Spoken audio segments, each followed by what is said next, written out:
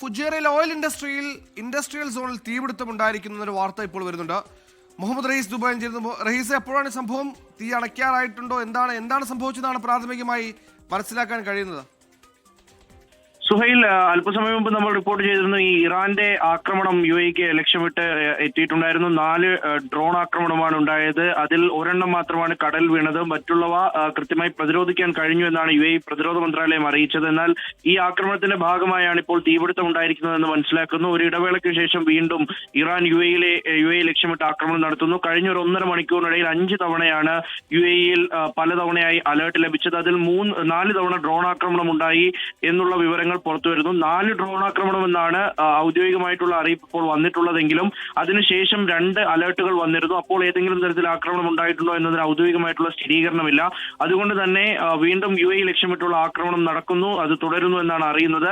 എന്തായാലും ഈ ഹോർമൂസ് കടലിടുക്കുമായി ബന്ധപ്പെട്ട് അവിടെ UAE നടത്തിയ ചില പ്രസ്താവനകൾ, അവരുടെ നീക്കങ്ങൾ, ഇതൊക്കെയാണ് ഇറാനെ ചൊടിപ്പിച്ചത്. അതിന് പിന്നാലെ ഹോർമൂസ് ലക്ഷ്യമാക്കി ആക്രമണം നടത്തുന്നു, പിന്നാലെ ഈ UAE ലക്ഷ്യമാക്കി ആക്രമണം നടത്തുന്നു. എന്തായാലും ഈ ഒരു ഇടവേളയ്ക്ക് ശേഷം വീണ്ടും ആക്രമണം കനക്കുന്നു എന്നതിന്റെ സൂചന നിലവിൽ പുറത്തു വരുന്നു. ആളപായം ഒന്നും തന്നെ റിപ്പോർട്ട് ചെയ്തിട്ടില്ല. നേരത്തെയും ആദ്യഘട്ടങ്ങളിൽ ഇറാൻ ആക്രമിക്കുക ഇത്തരത്തിൽ ഈ എണ്ണ കേന്ദ്രങ്ങളെയാണ്. അവിടെ ഫുജൈറ ഓയിൽ ഇൻഡസ്ട്രിയൽ സോണിൽ വലിയ തീപിടുത്തമുണ്ടായി എന്നുള്ള വിവരം തന്നെ സ്ഥിരീകരിച്ച് പറയാൻ കഴിയുന്നുണ്ട്. തീ പൂർണ്ണമായും അണയ്ക്കാൻ കഴിഞ്ഞിട്ടില്ല. അതിന്റെ പ്രവർത്തനങ്ങൾ നടത്തുന്നതായി അറിയിക്കുന്നു. പക്ഷേ ഇത് വലിയ ആശങ്ക ഉണ്ടാക്കുന്ന ഒരു വാർത്ത തന്നെയാണ്.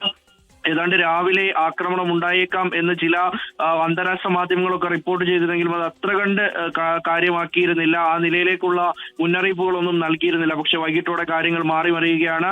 നിലവിൽ 1.5 മണിക്കൂറിനിടയിൽ 5 തവണയാണ് അലേർട്ട് വന്നിരിക്കുന്നത്. സുഹൈൽ, വീണ്ടും ഒരു സംഘർഷാവസ്ഥ, അല്ലെങ്കിൽ നേരത്തെ നമുക്കൊക്കെ ദിവസങ്ങൾക്ക് മുമ്പ് പരിചിതമായ ഒരു വല്ലാത്തൊരു അവസ്ഥ UAE രാജ്യങ്ങളുണ്ടായിരുന്നു. ആ ഒരു നിലയിലേക്ക് കാര്യങ്ങൾ നീങ്ങുന്നു എന്ന് ആശങ്കപ്പെടുത്തുന്ന രീതിയിലൊരു വാർത്ത കൂടിയാണ് റഹീസ് ഇപ്പോൾ റിപ്പോർട്ട് ചെയ്തത്.